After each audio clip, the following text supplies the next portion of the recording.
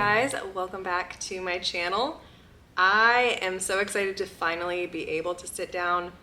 One, I feel better, a lot better now that I'm in my second trimester, and two, it's not a secret anymore. I do want to thank you guys for your support on my last video of finding out I'm pregnant. Those were our raw reactions, and I'm so happy that I have those memories saved. That was really special, but I haven't gotten a chance to actually talk with you guys and explain how I'm feeling and all of the things. First of all, I still can't believe I'm pregnant.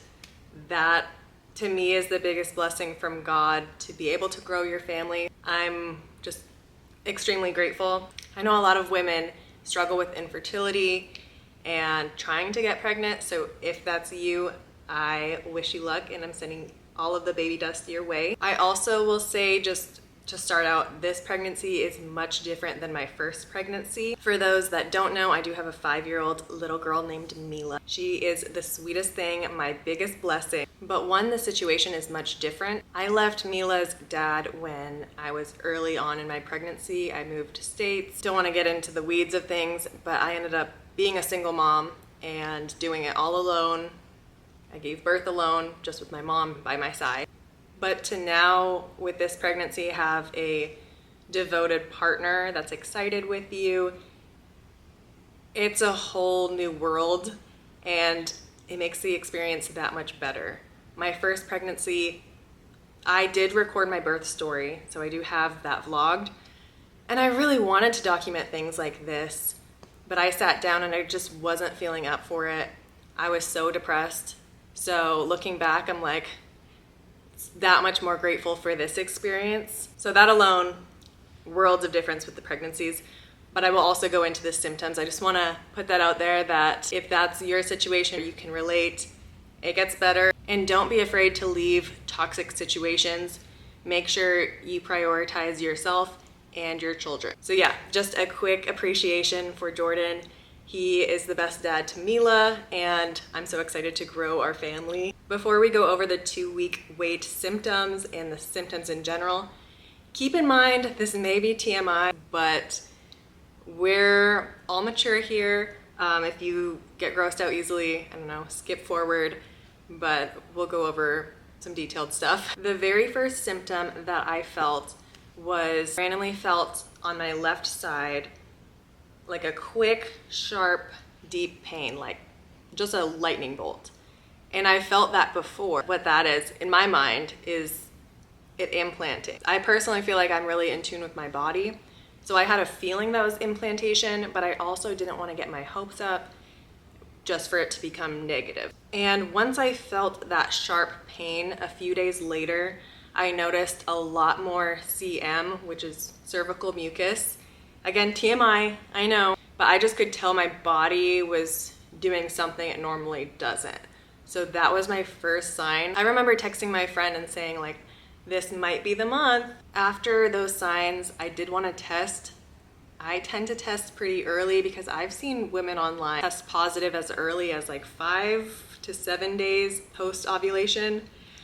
So I'm like, it doesn't hurt, let's just test. So I tested a few times and it was negative, with it being so early. And then the late night snacking happened. Normally I'm not like this, but all of a sudden I had the urge to have a late night snack. I would cut up a whole cucumber, I would have carrots, crackers, cheese. I would have like a whole plate, charcuterie board type snack. Next were headaches, so I did have to call out of work one day because my migraine was so bad, which normally don't get headaches. My boobs and nipples started to feel sensitive, but not enough to where I was like, okay, I'm obviously pregnant. Okay, this was a dead giveaway, is random strong cravings for soup. I was at work one day and I literally had to take my break early, and I was like, Jordan, we have to go get Subway broccoli cheddar soup like now. And with my first pregnancy, it was carbonation, so I would crave Dr. Pepper and wings, and now it's soup and sandwiches, which kind of sucks because you can't have deli sandwiches, so I have to do like BLTs, which is okay, but not as good. So one thing that was different from Mila versus this pregnancy is implantation bleeding. With Mila, I did have a little pink hue to my CM, which indicated implantation. I was second guessing myself that I was pregnant because I didn't get anything like that. So the day that I found out I was pregnant, I was actually playing worship music, reading my Bible, and I closed my Bible and I had a sudden urge. I feel like it was God telling me, hey, go test. To my surprise, the test did show a very faint line. If you watch my video of finding out I'm pregnant, you can tell I'm genuinely surprised because I would have at least done my hair a little bit. I looked a whole hot mess in that video, so my apologies, but at least that was my authentic reaction of really finding out and being surprised. Again, so happy I have these memories documented because telling Jordan was very sweet to have on camera. Telling Mila, her reaction was so sweet. I was also a hot mess and emotional in that video. Like I said, I was spending time with God and I felt like that was his way of telling me like that was all a part of his plan of what I went through previously in my last relationship versus now. Makes, I guess, what you went through feel like, okay, it's coming together. Like I have my family, I have my support. So I was like an emotional wreck. Once I found out I was pregnant, immediately I had very vivid dreams, very good sleep. Normally I have very short dreams and I can't really remember all of them. It was feeling like a whole movie and I could remember like small details of everything, which I enjoyed. I love my sleep, so that was a good symptom for me. Week 3 to 5, I was starving. I could eat anything and everything. I wasn't nauseous yet. I was just really hungry. Now week 6 is when nausea finally started and the fatigue hit. I would say 6 to 12 weeks, but the worst for me was 9 to 10 weeks. Those 2 weeks were really bad. My tip for first trimester would be have small frequent meals. Even if you don't feel like it, eat something, because that's usually when I would get sick, is if I didn't have an actual meal. Another tip is I always brought my nausea candies and peppermint oil. The peppermint oil I feel like helped just smelling it. My first trimester, I also felt like I was always sick. I feel like I only went like 1 to 2 weeks without being sick. And when I say sick, I mean like a head cold. Like I was also throwing up, but I was also sick. It was awful. Plus being pregnant, you can't take medications. So I was only able to use the neti pot. I think I had a total of 3 head colds just during my first trimester. So knock on wood that it will get better, but geez. My first ultrasound was at 9 weeks, 4 days. That felt like the longest waiting period ever because at that time you're like, okay, do I have twins? Is everything healthy? Like I need to know everything's good. Thank you, God.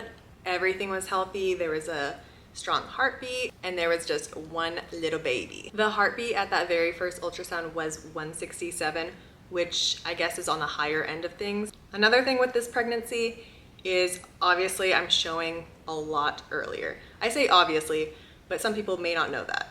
I think my body just knows exactly what to do. So it felt like 6 weeks I was already showing. Obviously, I feel like it was just bloat, but 6 weeks I already had a little bump. And now I'm 15 weeks and it's pretty clear that I'm pregnant. With Mila, I didn't like officially pop, I would say until like 20 weeks. I was showing around 13 weeks, but not as big as I am now. Okay, gender reveal time. I'm gonna go over some wives' tales that led me to believe maybe a certain way, and then we'll show you the clip of the gender reveal. The ring test. That's taking a strand of your hair, tying it to your ring, and putting it over your belly. So if it goes side to side, it's a girl, I believe, and then if it's a circle, it's a boy. Sorry if I'm mistaken, but it did say girl. I do remember that. And then baking soda test. You put your pee on a little bit of baking soda. If it fizzes, it's a boy. If it doesn't fizz, it's a girl. These are all wives' tales. Mine said boy because it did fizz. Chinese calendar is when you put in your birthday and your due date, and mine said girl. They say if your bump is higher and more round, it's a girl, and if it's lower and not as round, it's a boy. Mine says girl. Morning sickness. If you have more, it's a girl. If you don't have any or less, it's a boy. I had a lot, so that says girl. And then heartbeat being higher at that 167 indicates girl. So for the gender reveal, I do wish I vlogged more, but I am glad I just took that time to hang out with family and friends, and at least I have the clips to show you now. My friend and neighbor Maricela and her husband PJ were so kind. They hosted it, helped me with my invitations, they helped me with the balloon art, and honestly everything. I couldn't have done it without them, so shout out to you guys are the sweetest. She was also my gender keeper. So we found out through the NIPT blood test through my doctor. My doctor put it in an envelope, Jordan picked it up, and we didn't find out until a week later, which was the longest week ever. I was so ready to start shopping and just know what we're having. So let's get to the gender reveal clips. We are 2 days from your gender reveal. I am the gender keeper and we have the results. So let's open it and see what you're gonna have. Really.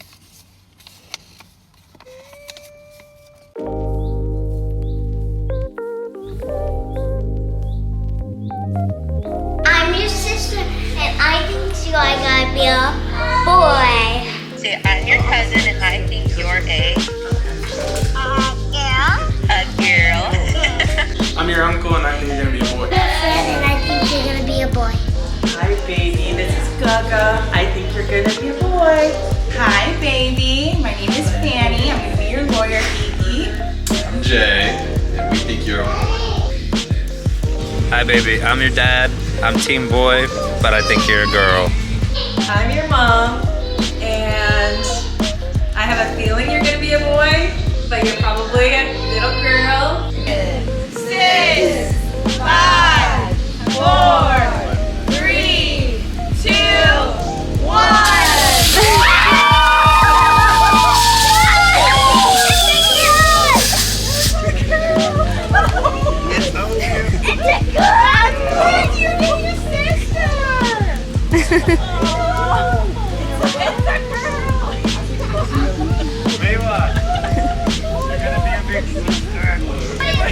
I'm screwed. I'm so screwed.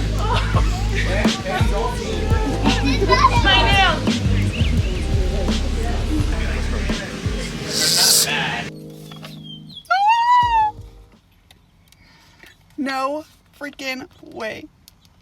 It's a girl. I cannot believe it still.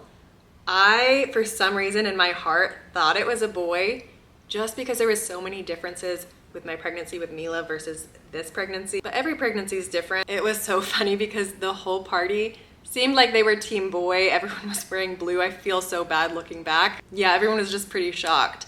But you know what? Mila gets a sister, which is really special. Also, I've had a girl before, so I know what to expect. I'm a girl mom. Jordan's funny because he went back and forth. A few months ago, he swore he only wanted a girl. He's like, no, I do not want a boy. They're gonna be bad like me. So he wanted a girl because they're sweet and calm. All of a sudden, he wanted to switch up and say he wanted a boy because he's outnumbered and he doesn't want to be outnumbered. Yeah, poor Jordan will be outnumbered and we'll have a house full of girls. But we are so blessed. I have my 2 little girls and my hubby, and I'm excited for Mila to be a big sister. And overall, we wouldn't have cared if it's a boy, girl, as long as the baby's healthy, obviously. But the gender reveal is always fun. But yeah, that was my little first trimester recap and gender reveal. I look forward to updating you guys more frequently about the pregnancy and about our lives because a lot of things are changing, including possible PCSing to Hawaii, multiple different things I'll keep you updated on, but there are lots of changes coming. And I appreciate you guys watching. Make sure you are subscribed and hit the bell so you get notified next time I post a video. I appreciate you guys, and I'll see you next time. Bye.